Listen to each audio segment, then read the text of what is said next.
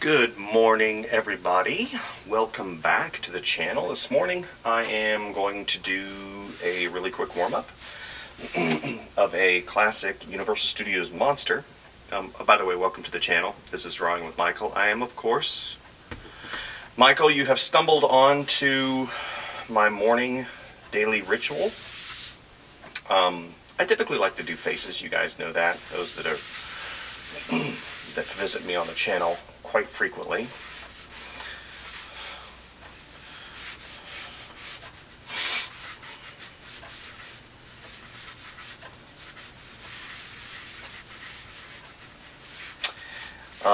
Today I'm working on, actually, I don't even like where I'm started. See, you can already feel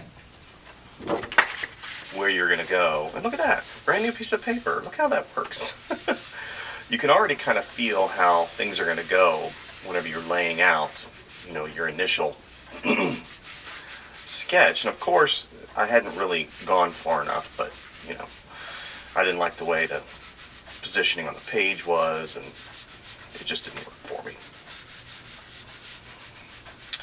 So this morning I'm trying out a new microphone.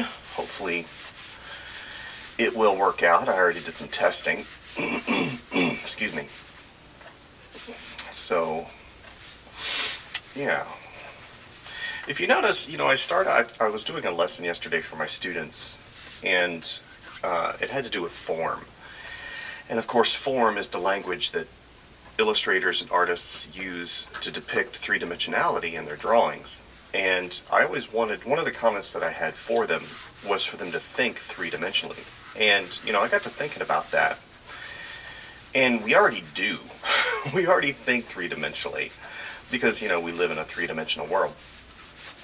The trick is, whenever we start drawing on this 2D surface, and I've said this before in my videos, you really have to think three-dimensionally. And I forgot to start my timer. My camera only has 20 minutes, so now that we're down to 17 before it cuts off. Oh man, my pencil broke. But thinking three-dimensionally is, something we're already doing. So you really have to tap in to those, those three-dimensional thoughts and how you can sculpt the drawing on the page. So whenever I'm doing this drawing, I'll do a plane here. I'm doing height, I'm doing width, and of course then I'm doing depth. So I'm thinking all the while, excuse me, about form. And, this is, gosh, it's a lifelong endeavor. And I told my students, because I had a moment where one of the students, was a little, flustered. Actually, quite a few of my students get flustered. Probably because, of the amount of work that I demand from them. Because, I take this stuff seriously. I look at what I do, and I know that what I do has real world value and has a potential to make those who appreciate or even, don't appreciate good art, they make them a lot of money. And of course, doing good art, selling it does not mean that it's good. Selling it, does not mean that it gives validity to the artwork. But what I always equate to is, if I have the opportunity to get some type of dollar value associated with my artwork, it will give me the freedom to do what I really want, right? I was talking about that last night to one of the students. I said, it's kind of that dichotomy of thought, as creatives, we always want to strive to kind of think outside that box, monetarily speaking. And, money is just money. It's a tool of the man, right? It's a tool of the man. I don't need money. I got my art and my, and my thoughts, and I live off of that. But that's not really a good thing to say or to think, or because money is the grease that really makes this world go round. And even though you know, it seems that everybody wants a piece of that money pie. And what I try to do is give you a pathway for success. So what I'm doing right now is I'm just mapping out, the different places, or not places, the different drawing cues that I'll be going from whenever I start to do this as I talk and I screw up my entire drawing. That's the way I usually roll, right?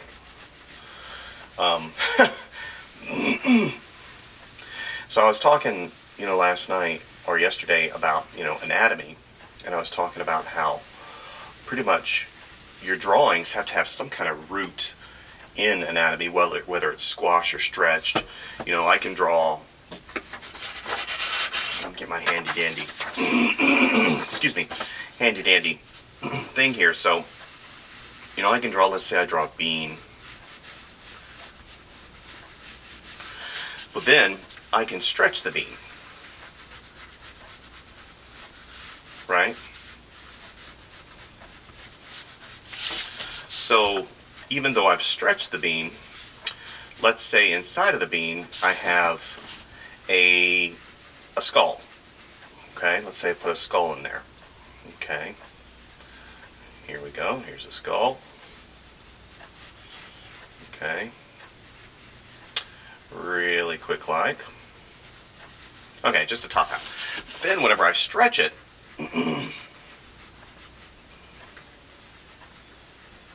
the skull is still there. Okay? It's just stretched. So whenever you're doing exaggerated stuff, exaggerated characters, exaggerated poses, that anatomy still is relevant, right? Because you're stretching. Squash, even if I were to go in and squash this, but the stretch, and that's basically whenever I do characters and exaggerated characters, I still have that underlying skeletal structure in place, but what I'm doing is I'm exaggerating, or I'm squashing it, or I'm stretching it, but I'm still conscious of what is, underneath the skin, per se. Today I'm using a Col Erase pencil. I like using these, not obviously because you don't know if you're here for the first time. They don't smear, so I don't have a bunch of, obviously if I'm doing it for a long time and I put a lot onto the paper, material onto the paper, it'll get on my finger. But with graphite, graphite is messy. And I do love graphite. I'm not poo-pooing graphite, but for my application and what I do for daily drawings, it just works better. And it's real smooth. The pencil's real smooth, so I'm not getting a lot of burrs, because in graphite a lot of times, depending on the company that you use or depending on the brand that you use, you'll get burrs.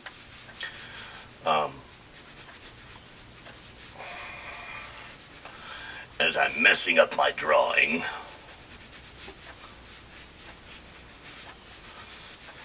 Okay.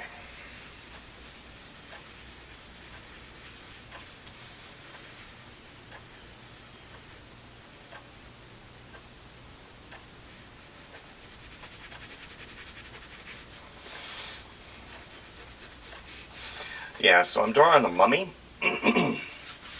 or a derivative of the mummy, something to do with the mummy. I love doing seasonal pieces. A while back I did a whole collection of seasonal pieces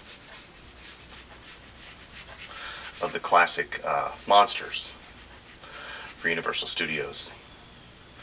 I really enjoyed doing those.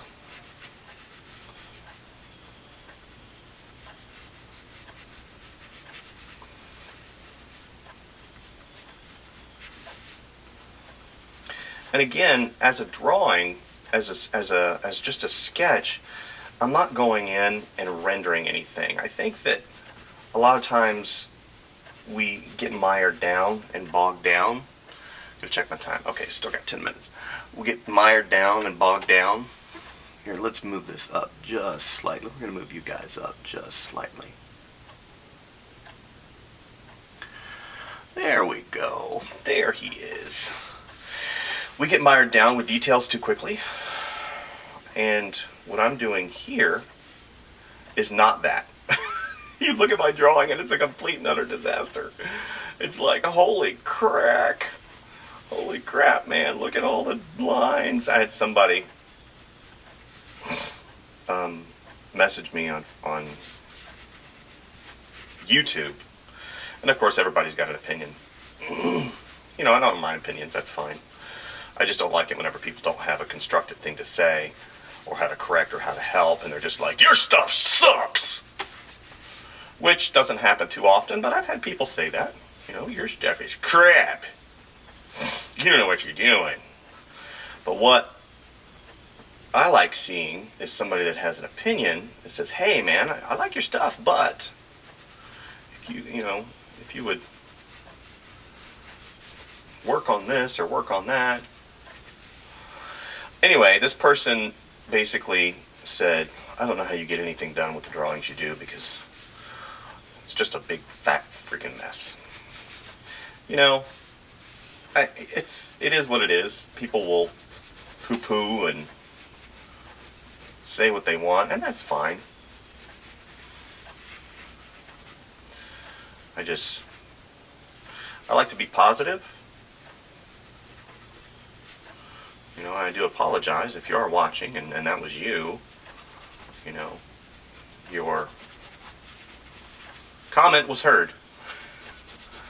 I ingested it, I gobbled it up, and filed it away for later use. You know, we all have our own process, and that's the reality. We all have our own process to do things. And this is mine, you know. I've had decent success with my career. Is it where I want it to be right now? Not necessarily. Of course, I'm always trying to improve. You know, we always want to be better.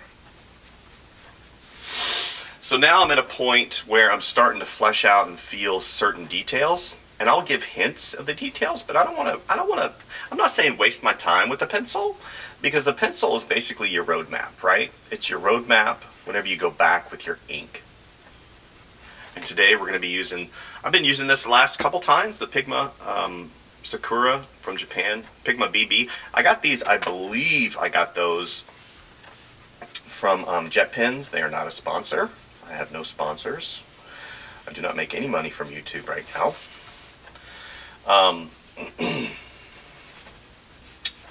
Okay, so now I'm going to do the ears. So this ear is going to come up. Okay. And what I like to do, I'm going to sit there and render. I'm not going to render and sit there and worry about the lines. I'm going to just place in, I call them like placeholders. Placeholders of the items. You know, of the ears.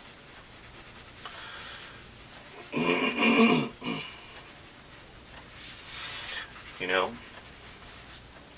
and I can adjust them and I can erase how I want to. Here we go. That's in shadow right there. So we'll come back. This ear will come out and around.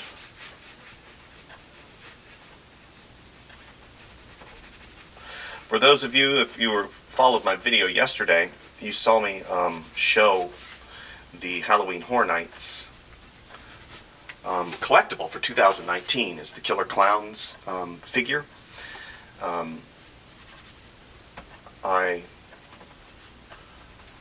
For legal reasons, I have to say that I liked it. I want to adhere to their wishes.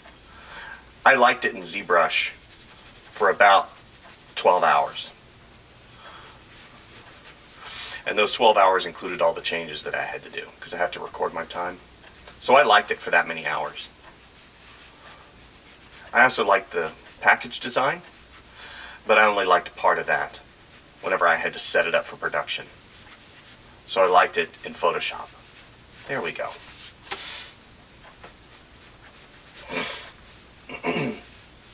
So get yours today. Go to universalstudios.com. Ride the movies.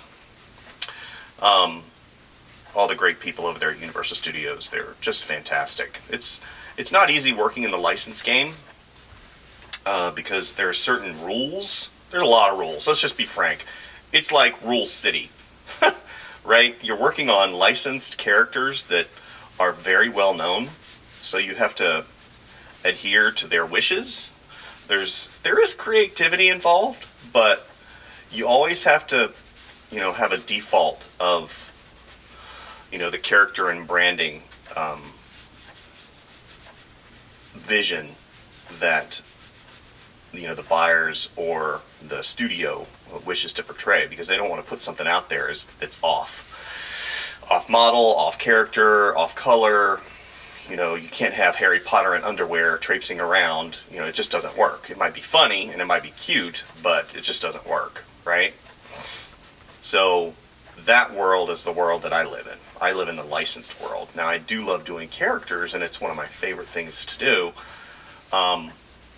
And that's one of the things that got me a job when I was over at, I got a job at Disney.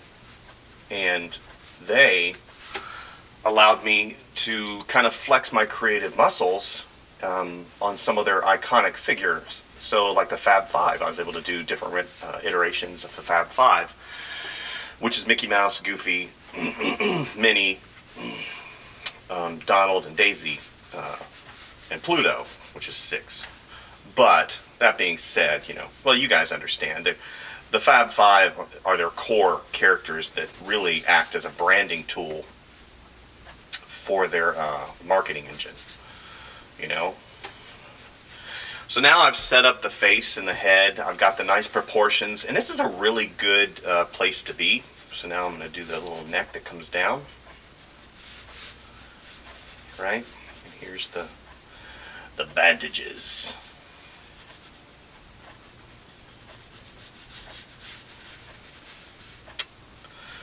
I think who was the was it Cushing? No, he was Van Helsing. Cushing did Van Helsing. It was Karloff. Did Karloff? I think Karloff did the Mummy, right? Boris Karloff. For those of you who don't know who the name Karloff comes from, Boris Karloff. Fantastic makeup artist, incredible actor from the golden age of cinema. He was also Frankenstein's monster. I think he also did The Hunchback of Notre Dame. I'm not too sure about that, though. Okay, we got about a minute. So I'm going to basically see what it does. It'll probably stop. And then I'll just restart it. It's not a big deal.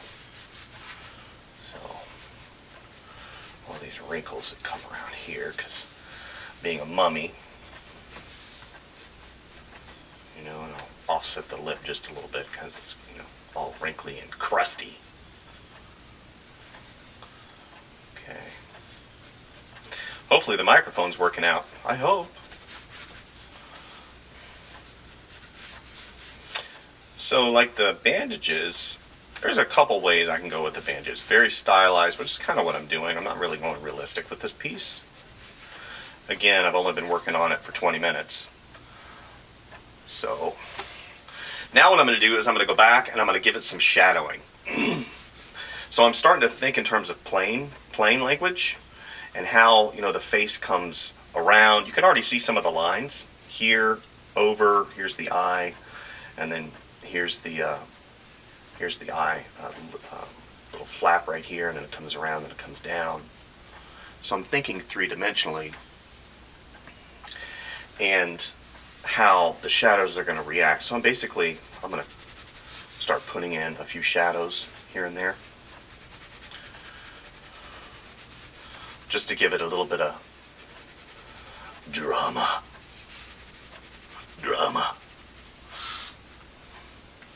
Yep, it's blinking. 20 seconds, you got 20 seconds!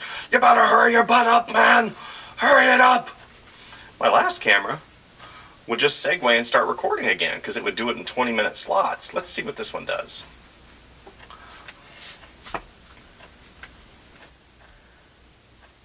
Well, that's interesting. It stopped it at 20 minutes. Exactly. And then it would not start recording again. No big deal. All I did was just press record again. So I'm using a DSLR, the Nikon D5200. I got it used. Previous to that, I had a D3300, I believe. D3000? No, 3300. Anyway, I don't really know. It was a great camera. Both cameras are fantastic. Nikon makes a great product. So I've pretty much done what I wanted to do in terms of sketch. Now, I'm going to move on. I'm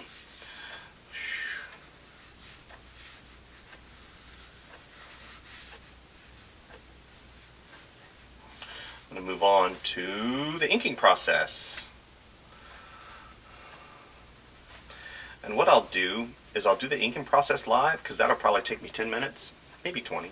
No, 10 minutes.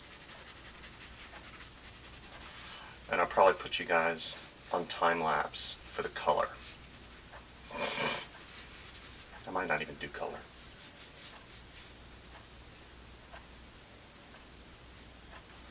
I don't want to get mired down. You know, I got work to do. I got work to do. You know? I got work to do. Coming down. Here we go. Okay. This is fun. This is a fun piece today, right? Got the eye that comes over here, kind of the dead eyes. Okay. Now we're moving on to the ink. I want to be sparingly with the ink.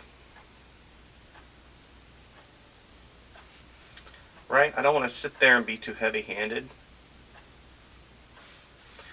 I want to be mindful of the, you know, the things that make the drawing better.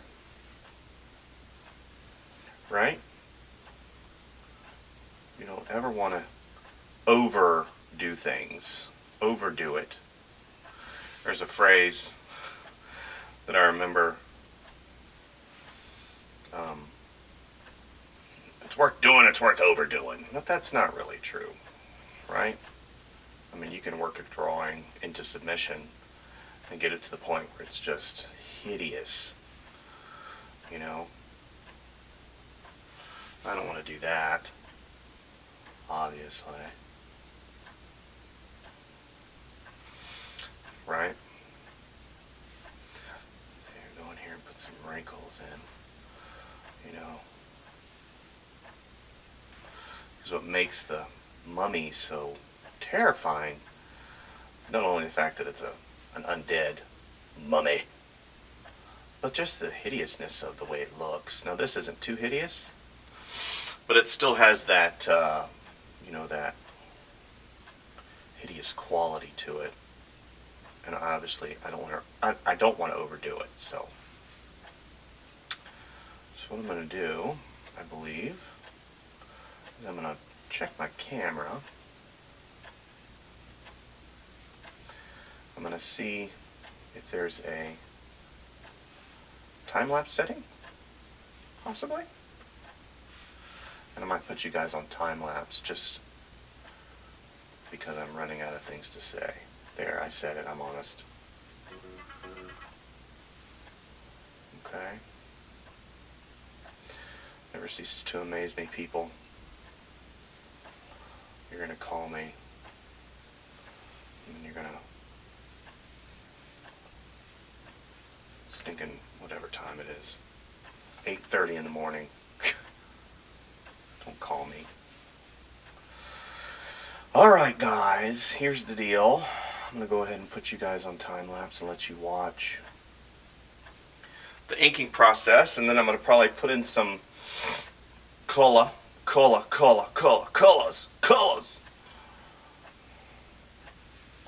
and just have fun with it, right?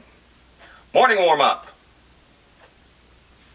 Not supposed to be super detailed. Sometimes you get carried away, right? So, thank you guys. We're going to put you on time-lapse and enjoy the process. We'll talk to you soon. I'll probably do a wrap-up at the end. but I'll do that in post and talk over the sketch itself. So the inking process. Anyway, maybe not. We'll see. Thank you guys, and we'll see you tomorrow. Bye.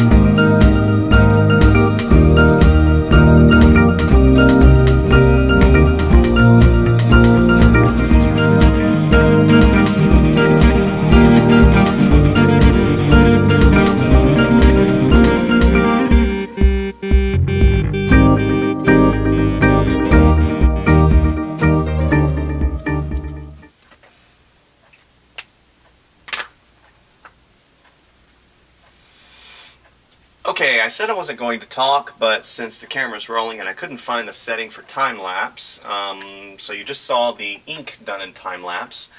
Now what I'm going to do is I'm going to just start blocking in some tone. So we're going to, typically I let the ink dry a little bit. Actually I'm going to do the hair a little bit more while this down here dries. The markers I'm using are alcohol-based, even though this is really good permanent ink. Sometimes if I go too quickly, which I typically do, you get some little scragglers here like that. That'll really liven it up a little bit. You know, maybe he's got some whiskers. Let's do his teeth too.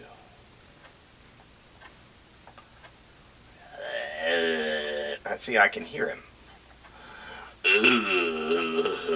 And he's not like, "Very good, sir. Can I please, would you like some toast with your coffee this morning while I eat you?" No, don't eat me. Okay. So, a little bit more on the bottom. I just want to finish the drawing. I got work to do. Whatever. Shut up. Okay, so now we're going to put in a little bit of tone.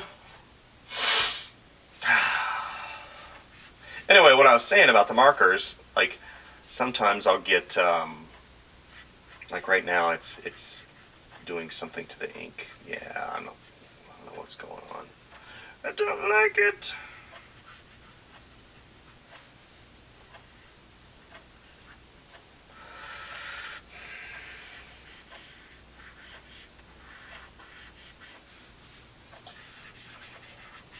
Using a Faber-Castell marker. I do use, typically in my professional work, I'll use anything that works, really, at the end of the day. I want stuff that works. I do use Copic. Copic is a favorite because Copic, I love their colors, and they are refillable, which is really convenient.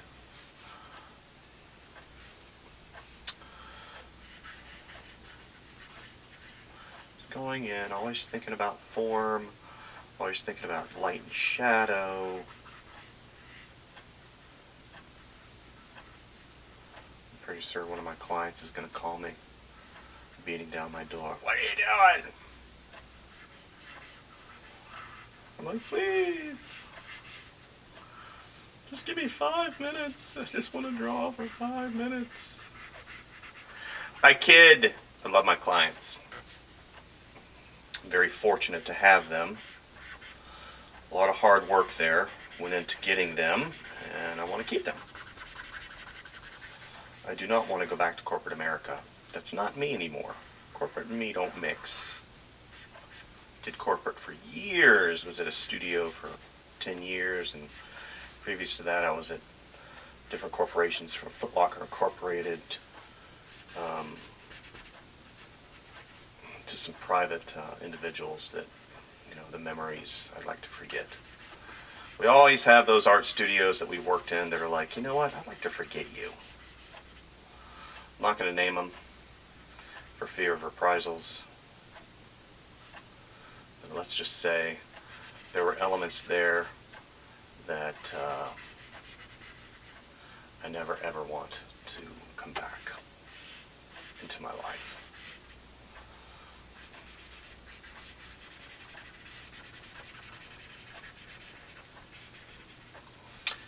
Okay.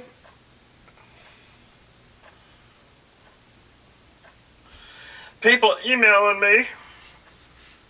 I think this is pretty much going to do it, guys. I could go back. Actually, I might do that really quick, just with some highlights and stuff. I'll put you guys back on time lapse so you can see just the color blocking. This isn't, you know, it really wasn't supposed to be anything spectacular. And it's not. This is, I mean, this isn't, you know, indicative of like a great drawing or anything.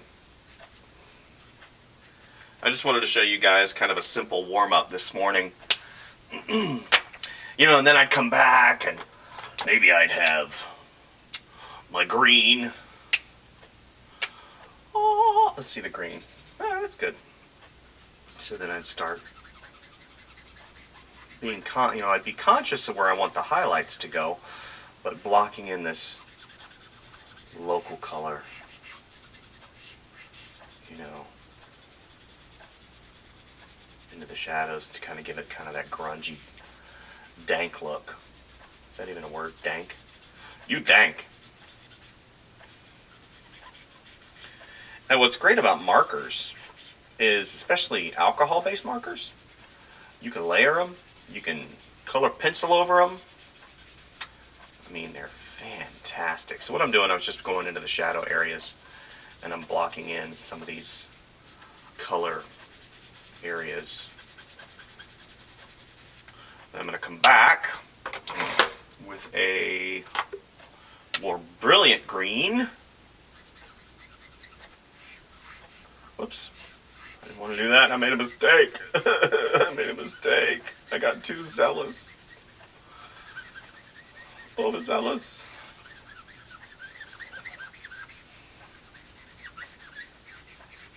Because I want to make those red. We got this area up here that I'm going to make green. I've never been a fan of that sound. It's kind of like it's almost on the same level as nails on a chalkboard for me. I'm just like, ugh. Every time I use it. Makes me want to vomit. Okay. Now we're on to the purple. Purple. Let's start out with this first. Yeah, that's what I wanted. Right there. Right there.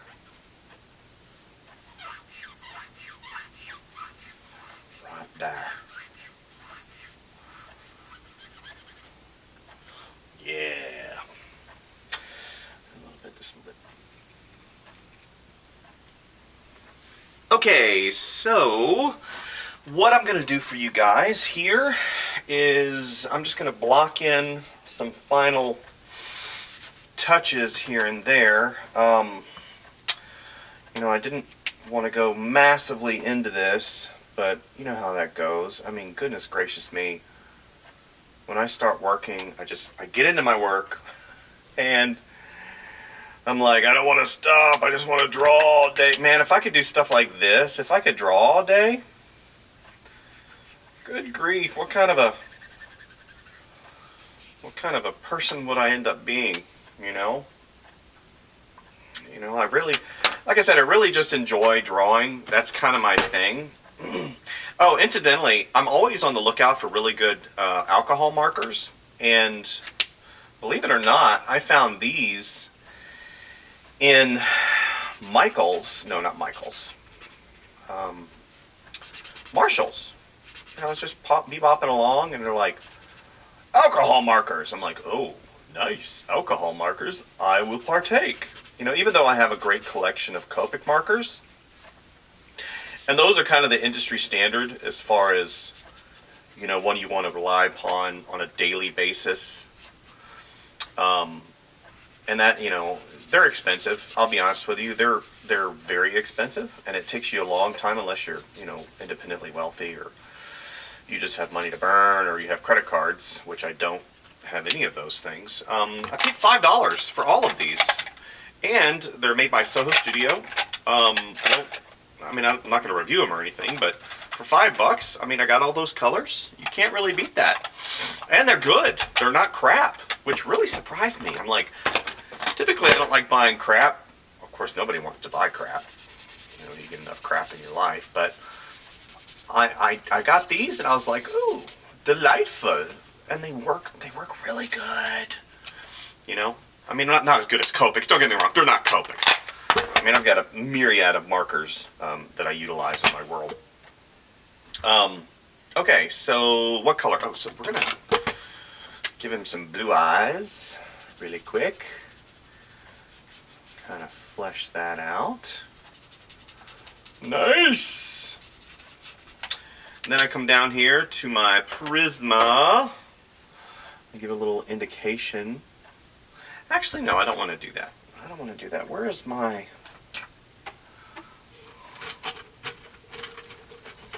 white? No. I've got a myriad of markers and pencils and writing utensils, and I mean, look, that's what I'm talking about, okay? See all this?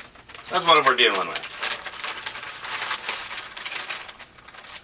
Alright, I don't see anything that I want to use directly at this very singular moment. Anyway, so I'm going to put you guys on time lapse, and I'm going to go back in, I'm going to flesh out the background, and I'm going to put some highlights and some different things on him, and that'll be the wrap of the video. Thank you guys. Like and subscribe, please, and hopefully you're getting something out of these videos. We'll see you next time.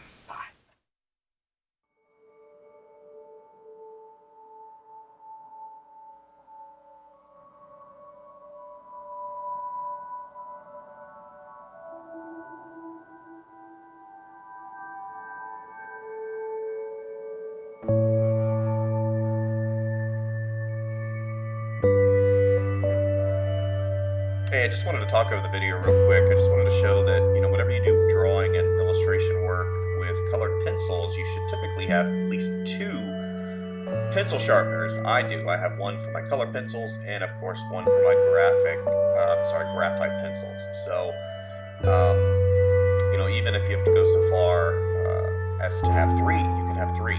But right now I just have 2. I just wanted to throw that in there for you guys. 2 electric pencil sharpeners. Thanks.